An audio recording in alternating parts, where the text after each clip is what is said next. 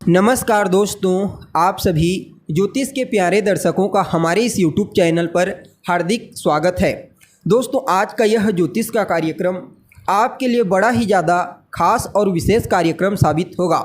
आज हम बात करने वाले हैं सेनापति मंगल के राशि परिवर्तन प्रभाव के बारे में।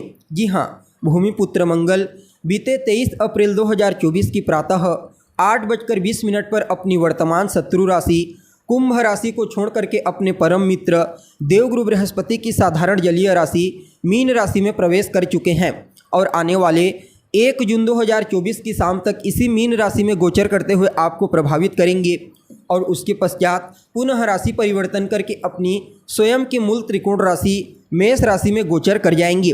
तो ऐसे में बड़े विस्तार के साथ चर्चा करेंगे कि भूमिपुत्र मंगल का यह गोचर आपके लिए किस प्रकार से परिणाम प्रदायक साबित होगा। जी हाँ, आपकी जीवन काल के किन किन क्षेत्रों में इस गोचर का आपको विशेष लाभ देखने को मिलेगा, तो वही कौन कौन सी सावधानी आपको बरतने की आवश्यकता है, इस गोचर प्रभाव को और बेहतर बनाने के लिए क्या उपाय आप कर सकते हैं, ये तमाम प्रकार की जानकारी आपको बड़े विस्तार के साथ बताने वाले हैं। इसलिए कार्यक्रम को बिना मिस के अंत तक देखने का प्रयास कीजिए। और अगर आप अपनी जन्म कुंडली पर हमसे परामर्श लेना चाहते हैं तो डिस्क्रिप्शन बॉक्स और वीडियो के अंदर आपको हमारा कॉन्टैक्ट नंबर मिल जाएगा, जहां से आप संपर्क करके अपनी जन्म कुंडली का अध्ययन करवा सकते हैं। और अगर आप चैनल पर पहली बार आए हैं तो हमारे चैनल को सब्सक्राइब करके बेल नोटिफिकेशन को ऑन पर सिलेक्ट कर लीजिए, ताकि आपको समय समय पर इसी प्रकार की महत्वपूर्ण जानकारी प्राप्त होती रहे। जी हाँ, तो दोस्तों, कौन है मंगल? हिम्मत, शक्ति, पराक्रम, उत्साह, हथियार, वाद विवाद, क्रोध, अहंकार है मंगल। अब देखा जाए तो अपने इन्हीं कारकत्वों के चलते हमारे जीवन के विभिन्न पहलुओं को प्रभावित करते हैं। जब जन्म कुंडली में भूमिपुत्र मंगल बली होते हैं तो फिर जातक को बेहद ही ज़्यादा पराक्रमी बना देते हैं, साहसी बना देते हैं, निडर बना देते हैं। ऐसा जातक किसी से डरता नहीं है, हर परिस्थिति में लोहा लेने के लिए तैयार होता है। और जब जन्म कुंडली में मंगल कमज़ोर पड़ जाते हैं तो फिर उस कंडीशन में पहले तो जातक दब्बू प्रवृत्ति का हो जाता है, यानी कि छोटी छोटी परिस्थिति से भी घबराने लगता है, जोखिम भरे कार्यों को करने से डरता है, उनसे भागने लगता है। इसलिए मंगल का बलवान होना बेहद आवश्यक माना जाता है, चाहे फिर वह जन्म कुंडली हो या फिर गोचर कुंडली। अब देखा जाए तो भूमिपुत्र मंगल एक राशि में लगभग 45 दिनों तक गोचर करते हैं। लेकिन दोस्तों, जब भी मंगल की गोचर की चर्चा होती है तो सदैव बृहद रूप से चर्चा की जाती है मंगल की।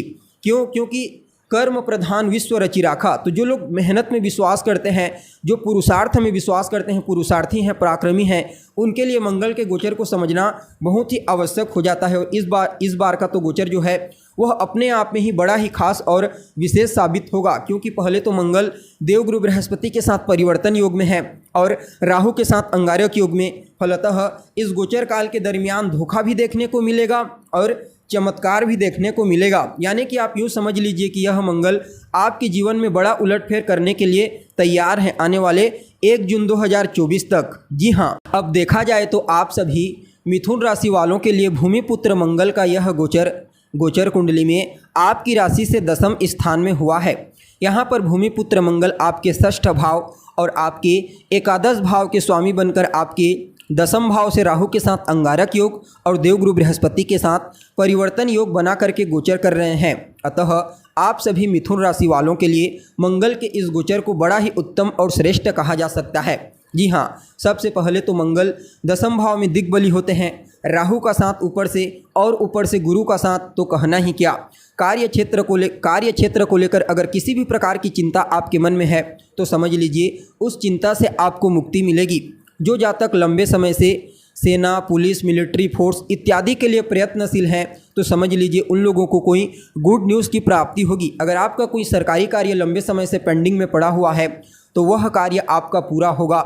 यह समय आपके कार्य क्षेत्र में विशेष रूप से आपके दबदबे को, आपके वर्चस्व को बढ़ाने वाला कहा जा सकता है।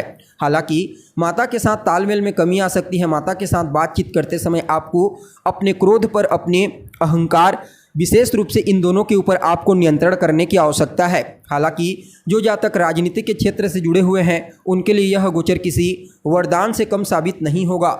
साथ ही साथ सामाजिक क्षेत्र में भी अगर आप कार्यशील हैं, सामाजिक सेवा का कार्य करते हैं तो समझ लीजिए वहाँ पर भी आपको विशेष लाभ की प्राप्ति होने के प्रबल आसार दिखाई दे रहे हैं। यहाँ पर मंगल की चतुर्थ दृष्टि आपके व्यक्तित्व के ऊपर होगी, अतः आपको इस समय अपने एग्रेशन पर विशेष रूप से नियंत्रण रखने की आवश्यकता है। हालांकि यह गोचर आपके भौतिक सुख साधन जैसे कि भूमि, भवन, मकान, वाहन, इनमें विशेष रूप से वृद्धि करने वाला है और कहीं ना कहीं देखा जाए तो आपके संतान के करियर में भी बड़ा सकारात्मक परिवर्तन करेगा। हालांकि संतान कंसीव करने वाले जातकों को थोड़ा सावधान रहने की आवश्यकता है। बाकी देखा जाए तो यहाँ पर राहु की दृष्टि षष्ठ भाव पर मंगल की सम्मिलित दृष्टि पड़ेगी, अतः रोग, रिपु और ऋण से आपको मुक्ति दिलाएंगे। प्रतियोगी परीक्षा के क्षेत्र में आपको विशेष सफल बनाएंगे, यानी कि आप एक स्टूडेंट हैं और कोई प्रतियोगी परीक्षा, कंपटीशन एग्जाम आने वाले समय में है तो समझ लीजिए वहाँ पर आपको अवश्य ही सफलता की प्राप्ति होगी। अब देखा जाए तो राहु की पंचम दृष्टि यहाँ पर दूसरे भाव पर होगी, मंगल की सम्मिलित दृष्टि होगी राहु के साथ, अतः आपकी वाणी में कड़वाहट उत्पन्न हो सकती है। इसलिए जहाँ पर भी जो भी बोले वहाँ पर सोच समझ करके और अपनी वाणी को मधुरता के साथ इस्तेमाल करने का प्रयास कीजिए। बाकी यह गोचर आपके लिए बहुत ही बढ़िया रहने वाला है। आप हनुमान जी की शरण में चले जाइए, इससे जो भी परेशानी आपको फेस करनी पड़ सकती है इस गोचर में, वह परेशानी आपको फेस नहीं करनी पड़ेगी। जी हाँ, खास करके मंगलवार के दिन आप हनुमान जी के मंदिर में जाइए, उनका दर्शन कीजिए, उनसे आशीर्वाद लीजिए, हनुमान चालीसा का पाठ कीजिए, सुंदरकांड का पाठ कीजिए, आपके लिए यह गोचर बड़ा ही उत्तम साबित होगा। जी हाँ, तो दोस्तों हमें उम्मीद है जानकारी आपको पसंद आई होगी। जानकारी अच्छी लगी तो इसे अपने दोस्तों के साथ, अपने रिश्तेदारों के साथ अवश्य शेयर करें। अभी के लिए बस इतना ही। पुनः मुलाकात होगी एक नए और ताज़ा एपिसोड में, तब तक के लिए आप हमें इजाज़त दीजिए। नमस्कार।